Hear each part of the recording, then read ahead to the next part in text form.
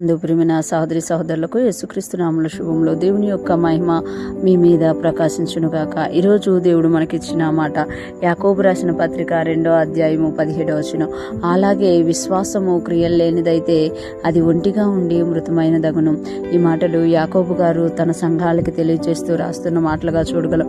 యాకోబు పత్రికలో 3వ అధ్యాయంలో యాకోబు గారు ముఖ్యంగా విశ్వాసం గురించి తెలియజేస్తున్నట్లుగా మనము చూడగలముట.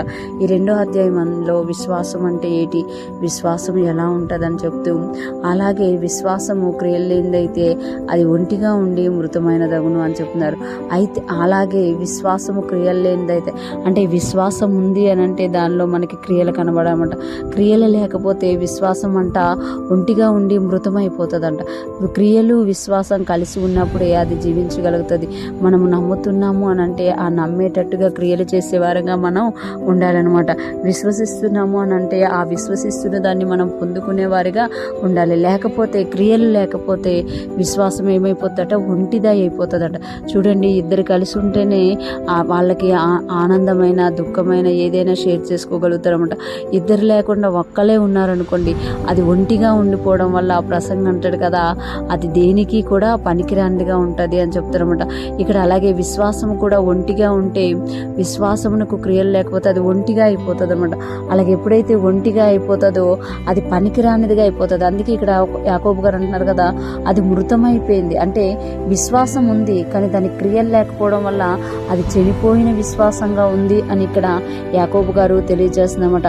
మనము దేవుని యందు విశ్వాసం ఉంచాము, దేవుడు మనకి ఇది చేయగలడు అని నమ్ముతున్నాం. దేవునికి మనం ప్రార్థించిన ప్రతిదీ కూడా మనం విశ్వసించడం వల్లే పొందుకుంటాం. చాలా వరకు మనము ప్రార్థిస్తాము కానీ విశ్వసిస్తాము కానీ ఆ క్రియలు లేకే మనం ఏదైతే విశ్వసిస్తున్నామో దాని నిజ స్వరూపాన్ని మనము చూడలేకపోతున్నాం. ఈరోజు యాకోబు గారు చెప్పినట్టు విశ్వాసం ఉండి క్రియలు లేకపోతే అది ఒంటిగా ఉండి మృతమైపోతుంది. అదే మనం విశ్వాసంతో పాటు క్రియలు కలిగి ఉన్నామా అది జీవింపచేస్తుంది.